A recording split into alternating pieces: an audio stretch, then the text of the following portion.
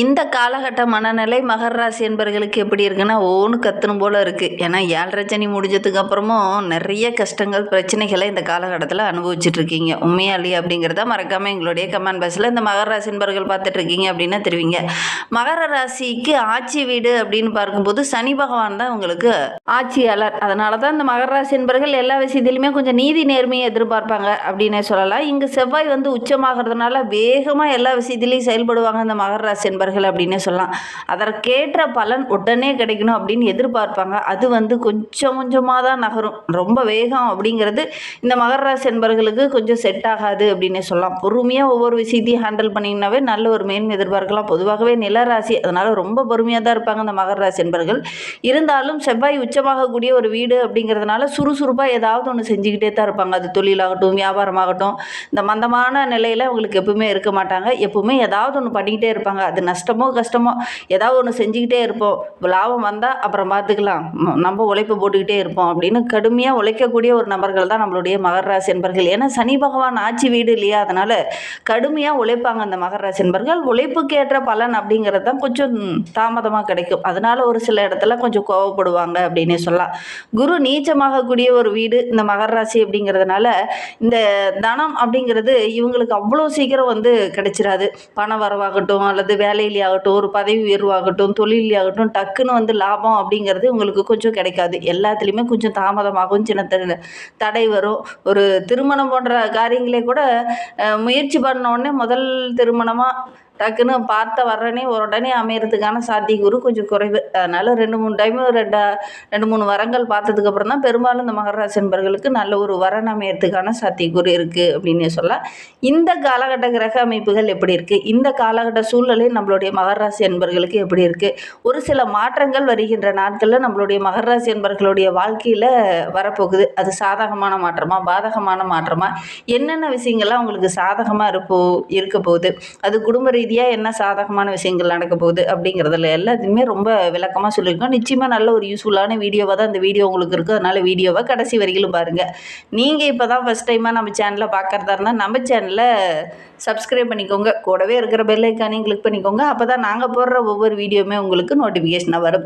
நீங்கள் மகர ராசி என்பராக இருந்தால் மறக்காமல் நம்மளுடைய சேனலுக்கு ஒரு லைக் கொடுத்துட்டு உங்களுடைய உறவுகள் வகையில் நண்பர்கள் வகையில் யாராவது மகர ராசி என்பர்கள் இருக்காங்க அப்படின்னா மறக்காமல் இந்த வீடியோவை அவங்களுக்கும் ஷேர் பண்ணிவிடுங்க.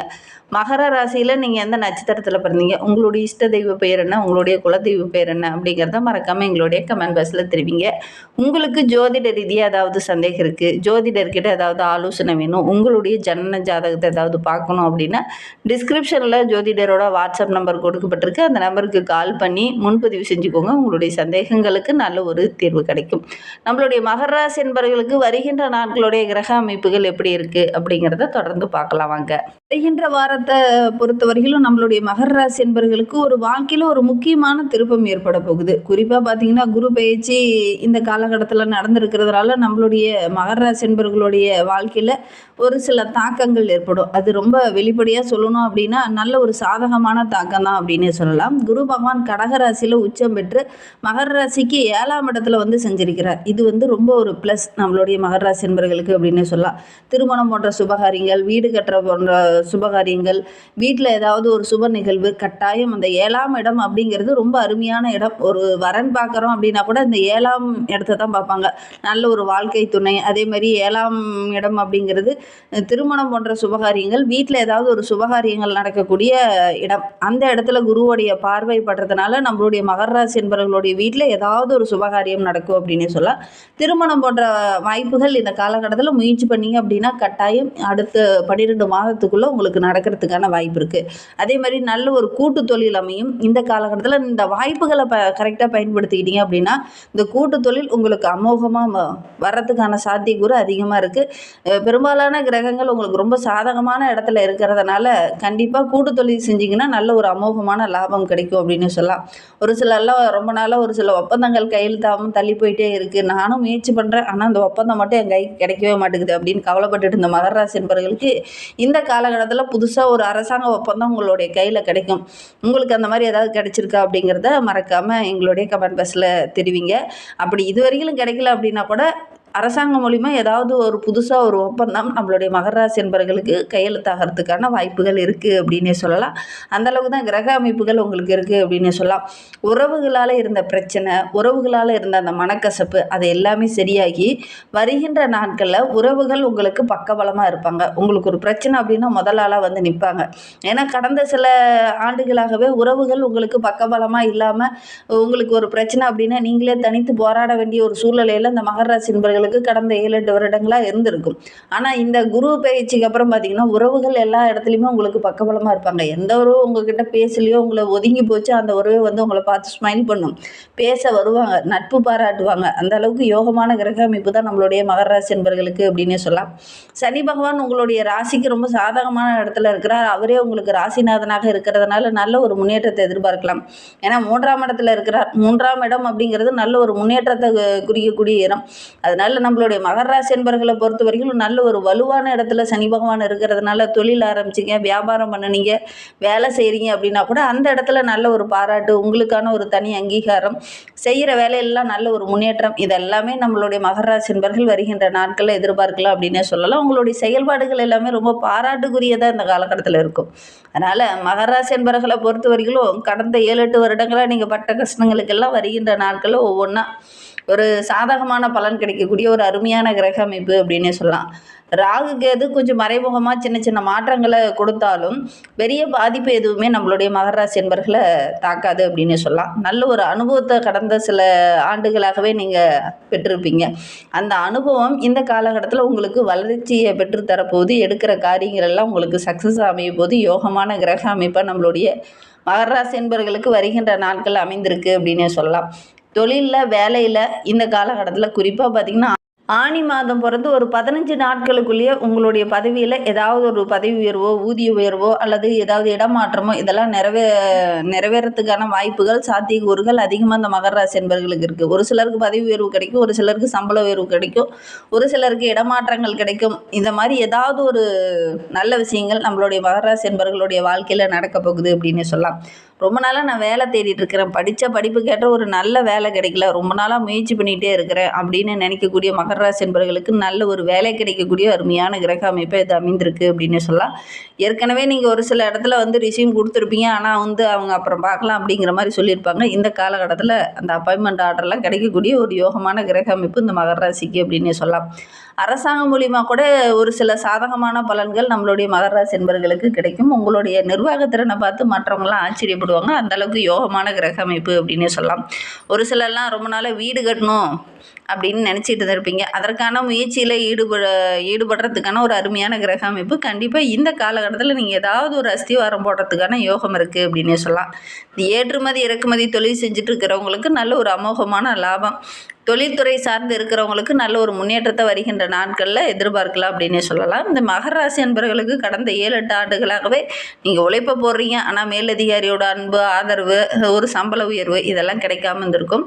வருகின்ற நாட்கள் மேலதிகாரியை உங்களை கூப்பிட்டு பாராட்டுவாங்க. அந்த அளவுக்கு நல்ல ஒரு யோகமான கிரக அமைப்பு தான் இந்த மகர ராசிக்கு அப்படின்னே சொல்லலாம்.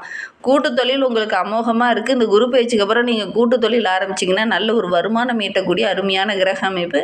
அதனால் மகர ராசி என்பவர்கள் இந்த காலகட்டத்தில் கூட்டு தொழில் செய்யுங்க, நல்ல ஒரு வருமானம் ஈட்டக்கூடிய அமைப்பு. அதே மாதிரி கூட்டாளர்களை தேர்ந்தெடுக்கும் போது கொஞ்சம் உங்களுடைய ஜனன ஜாதகத்தை பார்த்துக்கிறது ரொம்ப நல்லது.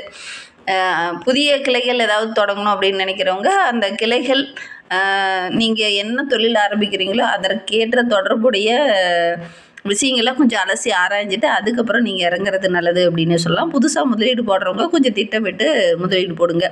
பழைய வாடிக்கையாளர்கள் மீண்டும் உங்ககிட்ட வந்து இணைவாங்க.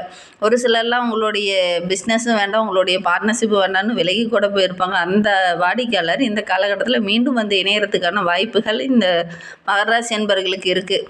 குறிப்பாக பார்த்திங்கன்னா ஜூன் 18 வரை ஓரளவுக்கு சாதகமான பலன்கள் உங்களுக்கு கிடைக்கும் அப்படின்னு சொல்லலாம். அதே மாதிரி வீண் விளம்பரங்களை நம்பி ஒரு முக்கியமான முடிவை வந்து நீங்கள் எடுக்க வேண்டாம். ஒரு முதலீடோ ஒரு பிஸ்னஸோ ஆரம்பிக்க போகிறீங்க அப்படின்னா இந்த விளம்பர அட்டையை பார்த்துட்டு போய் நீங்கள் ஒரு பிஸ்னஸ் ஆரம்பிக்க வேண்டாம். உங்களுக்கு அந்த தொழில் பற்றி எல்லா டீட்டெயிலும் தெரியுது அப்படின்னா மட்டும் நீங்கள் இறங்குங்க. பொதுவாக நீங்கள் உங்களை நம்பக்கூடியவங்க தான், உங்களுடைய உழைப்பை நம்பக்கூடியவங்க தான். இந்த காலகட்டத்தில் ஒரு சில இடத்துல பார்த்தீங்கன்னா, விளம்பரங்களை நம்பி போய் நீங்கள் அவசரப்பட்டு ஒரு முதலீடு போட ஆரம்பிச்சுருவீங்க. அதனால் ஒரு சில நஷ்டங்களை சந்திக்க வேண்டிய ஒரு சூழ்நிலை இருக்குது. அதனால் முடிந்த அளவுக்கு இந்த மகர ராசி என்பவர்கள் இந்த ஒரு விஷயத்தில் மட்டும் கொஞ்சம் கவனமாக இருந்துக்கோங்க. ராசி என்பவர்களுக்கு வருகின்ற நாட்களில் வருமானம் ஓரளவுக்கு சிறப்பாக இருக்குது. பழைய கடனை வாங்கிட்டு அடைக்க முடியலையே அப்படின்னு கவலைப்பட்டுட்டு இருந்தவங்க அந்த பழைய கடனை அடைச்சிட்டு நல்ல நல்ல வாய்ப்புகள் கிடைக்கும். வருமானம் ஈட்டக்கூடிய நல்ல நல்ல சந்தர்ப்பங்கள் உங்களுடைய கண்ணில் தென்படும். சேமிப்பு படிப்படியாக உயரத்துக்கான சாத்தியக்கூறு அதிகமாக இருக்குது அப்படின்னே சொல்லலாம். லாபம் அதிகமாக கிடைக்கிறதுனால ஓரளவுக்கு சேமிக்கவும் வாய்ப்பு இருக்குது நம்மளுடைய மகர ராசி என்பவர்களுக்கு. குறிப்பாக பார்த்திங்கன்னா இந்த ஆனி மாதம் முதல் வாரத்தில் ஏதாவது ஒரு மோசடியில் மாட்டக்கூடிய சூழ்நிலை இருக்குது. அதனால் இந்த முதலீடு போடுறவங்க அல்லது வீண் விளம்பரங்களை நம்பி போய் அதில் முதலீடு போடுறவங்க இந்த மாதிரி விஷயங்களில் இந்த மகர ராசி என்பவர்கள் கொஞ்சம் கவனமாக இருந்துக்கோங்க. ஆன்லைன் பிஸ்னஸ் பண்ணுறவங்களாம் ரொம்ப கவனமாக இருக்கக்கூடிய காலகட்டம். ஒரு சிலர்கிட்டலாம் ஏமாறக்கூடிய ஒரு சூழ்நிலை இருக்குது. கவனமாக இருந்துக்கிறது நல்லது அப்படின்னு சொல்லலாம். குடும்ப உறவுகள் இந்த காலகட்டத்தில் உங்களுக்கு பக்கபலமாக இருப்பாங்க. குடும்பத்துக்குள்ளே நல்ல ஒரு மகிழ்ச்சி இருக்கும். திருமணம் போன்ற சுபகாரியங்கள்லாம் நடக்கக்கூடிய யோகம் இருக்குது. கணவன் மனைவிக்கிடையே நல்ல ஒரு ஒற்றுமையை எதிர்பார்க்கலாம்.